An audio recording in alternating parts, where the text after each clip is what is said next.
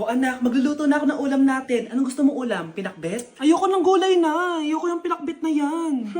Fried chicken? Nakakasawa na yung fried chicken na yan, Nay. Gusto ko yung may sabaw. Ang arte mo naman anak. Anong gusto mo? Sopas? Luso, pas. Para naman tayo nasa lamay yan eh. Gusto ko yung may baboy. Ah, alam ko na. Sinigang na baboy. Ano naman yan anak ha? Ba't dumidila-dila ka dyan? Di ba alam yun, Nay? Si Alden? Diyos ko, kaka-tiktok mo na naman yan eh. Ano na naman pinapanood mo ha? Ay, naku mga bata ngayon. Nakakatakot na kayo. Nay, bakit po? Mga sinungaling kayo? Paano niya nagawa sa akin to, ha? Nay, anong sinasabi mo? Hindi namin maintindihan. Ikaw, Scarlett. Sabi mo doktor ka, di ba? Bakit katulong ang trabaho mo sa New York, ha? Nay. Ikaw, Brianna. Teacher ka, di ba? Bakit nakita ka nilang nasa bar at sumasayaw-sayaw ka pa? Ikaw, Michael.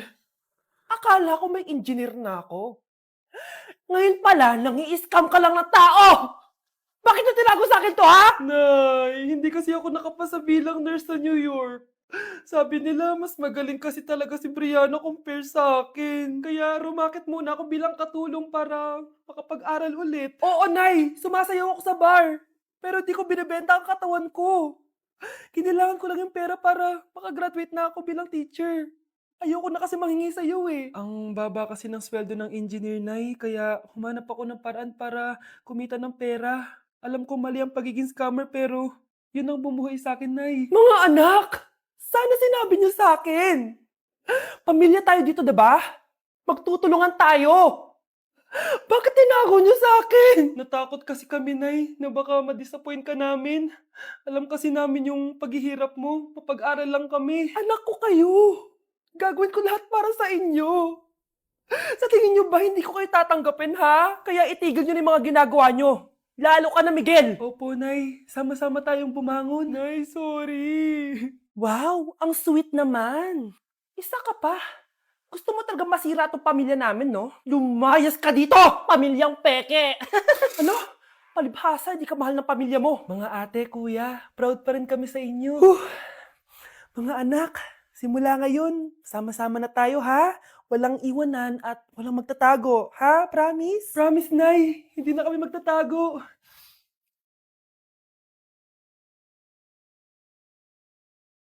Hala, iba na section ko? Saan yung section 1? Ba't napunta ako dito? Ito na ba yung section 1? Good afternoon, everyone, especially to all of the panelists, advisors, and especially to our co-researchers who attend this virtual conversation. So, good afternoon, everyone. Namamatay ng dahil sa iyo, ma'am. Ibig sabihin po nito ay kabayanihan ng mga Pilipino na isinakripisyo ang kanilang buhay para sa kalayaan ng ating bansang Pilipinas. Huwag lang tayo puro salita! Dapat ipinapakita din natin sa ating ginagawa! Ikaw, bago ka lang dito, di ba? What is the biggest mistake? Ma'am, the biggest beef stick. Anong beef steak, ha? Alis na ako dito. Mga anak, wala ba kayong mga assignment, ha? Ay, nakauwi na din. Mag-grow a garden muna ako. Wow! Magtatanim ako ng candy blossom para yumaman ako. Aba, kakauwi lang ay padaga ng inaatupag, ah. Wow, ang ganda naman ng garden nila. Hindi ako papatalo. Naglalaro ka din yan? Gaya-gaya ka. Mas maganda naman yung garden ko kaysa sa'yo. Ah, ganun. Wait lang. Nakakainis ka! Ninakaw mo yung mga fruits ko! Mas mayaman na ako sa'yo ngayon. Nascam ako! Ayun na nga ba yung sinasabi ko eh. Manda kayong dalawa sa akin, ha? Pero, kukunin ko muna to. Mag-aaway pa ka sa grow a garden na yan. Ba't di kaya kayo mag-grow a garden sa labas? Ayan ang grow a garden na gusto ko. Kung gusto nyo pa bumalik to, tapusin nyo yan, ha? Ah, sige po, Nay.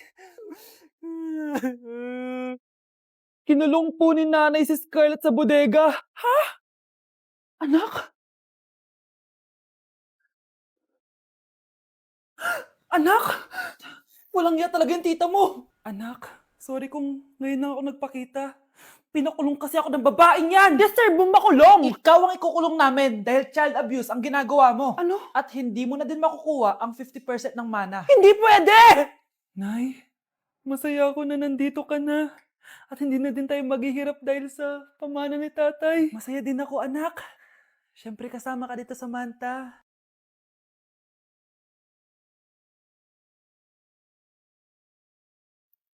Ano ba? Bakit tawag ka ng tawag, ha? Oo, wala silang kaalam-alam. Sige na, baka mahuli pa tayo. Sa wakas, sa atin na ang mana. Maghahati tayo dito. Palayasin mo na yung mga batang yun, ha? Ako bahala. Ang galing talaga natin magpanggap date. Mga anak, aalis na tayo dito sa bahay. Lilipat tayo sa mas malaking bahay. O eto, mga gamit nyo, inimpake ko na. Talaga, Nay? Scarlett, huwag ka maniwala dyan. Nagpapanggap lang yung nanay mo. Samantha, ano yung mga pinagsasabi mo? Magjowa sila ni attorney. Sinet up nila tayo. Ganyan ba ang ugali mo, Samantha? Kaparehas ng nanay mong sinungaling? Samantha, ano ba? Kung ayaw mo sumama, edi wag. Sige! Kung totoong anak mo talaga si Scarlett, saan at kailan mo siya ipinanganak? Ang dali naman yan. Edi sa Manila. Pinanganak ako sa ibang bansa. Hindi ikaw ang nanay ko. Ay, oo nga pala, sa ibang bansa pala. Sorry, nakalimutan ko. Ang dami namang drama. Total, nasa amin na ang mana. Umalis na kayong dalawa. Kung ayaw niyong pati kayo, ipakulong ko. Kung meron mang makukulong, kayong dalawa yon. Salamat sa pagtawag, Samantha. Inaaresto kita, attorney, sa kasong panloloko. Palpak ka talaga! Naisahan niyo ako ngayon, ha? Hindi pa ako tapos sa inyo. Talagang sinira mo yung sarili mo, attorney, para sa pera. At ang dami mo na palang naloko. Samantha, huwag na tayong maghiwalay, please. Oo, Scarlett. Dito lang ako palagi sa tabi mo. Kayong dalawa, mag-ingat kayo palagi, ha? Gamitin niyo na maayos sa pamana ng tatay niyo. Salamat po. Oh, bakit may pera na naman dito? Pinamigay ko na ibang pera kahapon, Kakainis naman. Ma'am, may delivery po kayo. Oh, ano to? Pera na naman? Diyos ko, ayoko neto. Sa'yo na lang, kuya. Ayoko din po niyan, ma'am. Sa iba niyo na lang po ibigay. Sige na po. Ano ba yan? Ang dami ko ng pera eh. Nay, bakit 300,000 na naman yung binigay mong baon sa akin? Hindi ko pa nga nagagastos yung baon ko last week eh. Tapos binilan mo pa ako ng bagong iPhone at iPad. Bawasan mo yung baon ko, ha? Nakakainis ka. Huwag ka na magreklamo. Ang dami na nga natin pera eh. O eto pa. Hindi ko na alam kung saan ko gagastusin to eh. Ay naku, padala kasi ng padala ng pera eh. Tapon ko na lang to. Congrats, ma'am! Kayo po ang grand winner ng 5 million pesos! Ano ba yan? Pera na naman. Pwede ba hindi ko tanggapin yan? Dami ko ng pera eh. Ay, bawal na po namin kunin to, ma'am. Sa'yo na po to. Congrats po ulit.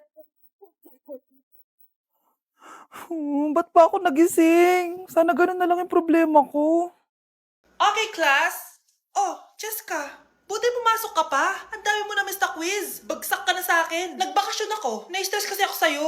Ang dami mo kasi pinapagawa. Aba, bakit? Hindi lang naman ikaw ang pinapagawan ko. Lahat kayo. Ano ka dito, prinsesa? Oo. Sa bahay namin, ako ang prinsesa. Kaya kayong lahat, sumunod kayo sa akin. Pumunta ka sa guidance office. Hindi po, ate. You go to the principal's office. Tandaan mo, kami ang nagpapasahod sa'yo, di ba? Ano nangyayari kay ma'am? Hala si ma'am! Ang ganda-ganda ko na naghanap ka pa ng iba. Hala, heartbroken ata si Cheska. This sir, feeling main character kasi. Tumatawa ka?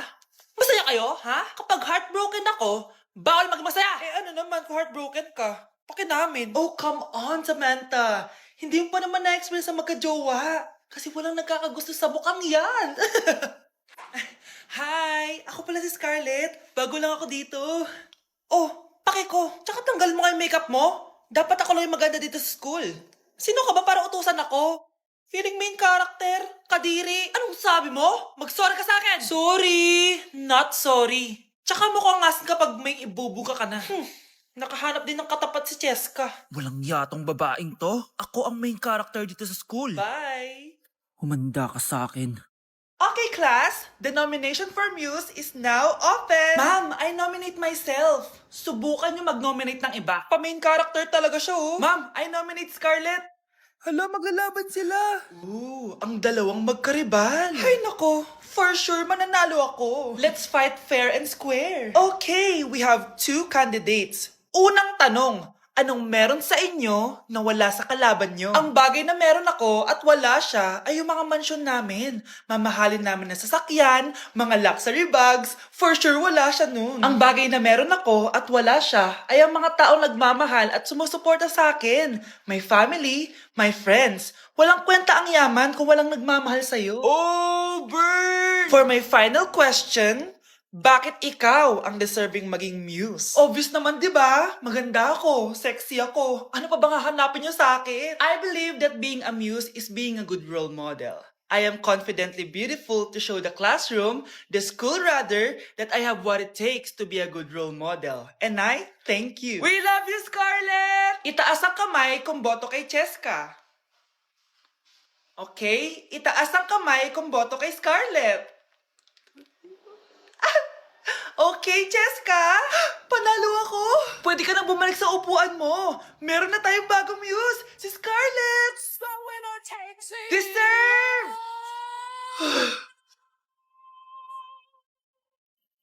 Hello? May ipapatumba ako sa'yo. Mga anak, nandito na ako. Babe, miss na kita. Ano ba yan? Hindi kayo marunong maglaro ng rollback? Aba, wala silang pake oh. Parang wala umuwi. Tapos wala pang nalilinis dito sa bahay. Babe, date mo naman ako. Mag-aamongis na nga lang ako. Tignan ko na lang kung di niyo ako papansinin. Ang bango. Nandiyan na si nanay! Yung favorite chicken ko! O ano, nagutom kayo, no? Grabe, ang laki ng part na nakuha ko. Solid! Paano hindi magugutom, Nay? Ang sarap nito. Ito pa rin yung best tasting chicken para sa akin. Walang katulad to, Nay. Ay, namiss ko to yung sama-sama tayong kumakain, gaya nung bata pa kayo. Simulat sa pool, Chicken Joy na talaga ang go-to natin. Malalaki ang servings at para sa akin, ito pa rin ang pinakamasarap sa buong Pilipinas. Nabusog ako, Nay. The best ka talaga. Babe, sa Jollibee tayo mag-date bukas, ha? O kayo. Comment kayo kung bakit Chicken Joy pa rin ang go-to fried chicken nyo. Okay, class, settle down. Ibibigay ko na yung mga exam nyo. Okay, get one and pass. Ma'am, sorry I'm late. Class, anong sabi ko kapag late na dumating? Hindi po mag-e-exam. Tama! So, bawal ka na mag-exam, Scarlett. Hi, ma'am! Nandito na ako. Medyo na-traffic eh. Oh, Cheska, buti nakahabol ka. Oh, eto, pinag-reserve ka ng test paper. Mag-exam ka na. Thank you, ma'am. Lo, ang unfair. Bakit si Cheska pwede mag-exam kahit late? Iba kasi si Cheska, hindi mo siya kagaya. Okay, class. Nagets niyo ba yung lesson? Naiihi ako. Ma'am, may I go to the CR? Kita mo nag-lesson ako, di ba? Makakahintay ang ihi mo. Tapos kapag bumagsak, magreklamo. Ma'am, pwede ba akong mag-CR? Sure, Cheska. Umihi ka na. Take your time, ha? Yay! Thank you, ma'am. Ma'am, may favoritism ka. Kapag si Cheska, pwede. Ano ba meron sa kanya? Basta. Pwede ba? Huwag kang ang bastos. Nag-discuss ako, di ba? Okay, class. Next topic. Okay, class. Ang bagong top 1 dito sa klase ay si Cheska. Ha? Ma'am, paano siya naging top 1? Eh, ako yung pinakamataas na grade sa aming dalawa. May mga special grades kasi siya at wala ka nun. Anong special grades? Yan ba yung pagbibigay sa'yo ng pera ng magulang ni Cheska? Kaya siguro favorite mo siya. Ano pinagsasabi mo, Scarlett? Alam ko namang mahirap tanggapin na natalo kita. Hindi ka patitigil, Scarlett, ha? Gusto mo dalhin kita sa principal's office? Sige, punta tayo sa principal's office. Ipapakita ko lang tong chat nyo ng magulang ni Cheska. Ito ebidensya, oh. Nagbigay sila ng 100,000 sa'yo. Burahin mo yan! Humanda kayong dalawa sa akin. Anak, bilan mo nga ako ng tubig na sa 7-Eleven. Bilis na. 7-Eleven? Sige, Nay. Nay, alis na ako, Pag may dalang maleta yun. Ano naman trip ng babaeng to? Manonood na nga lang ako.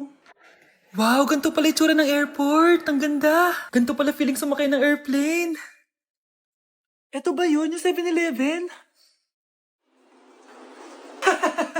Teka, anong oras na? Bakit di pa umuwi yung babaeng yun? Ayan, ito yung pinapabili ni nanay. Tawagan ko na nga. Ay, hello, Nay. Eto na, nabili ko na yung pinapabili mo. Nasa ka na, ha? 7-Eleven, di ba, Nay? Oo, 7-Eleven. Diyan lang sa may kanto. Ay, akala ko kahit sa 7-Eleven. Ha? Nasa ka ba? Sa Japan. Ha?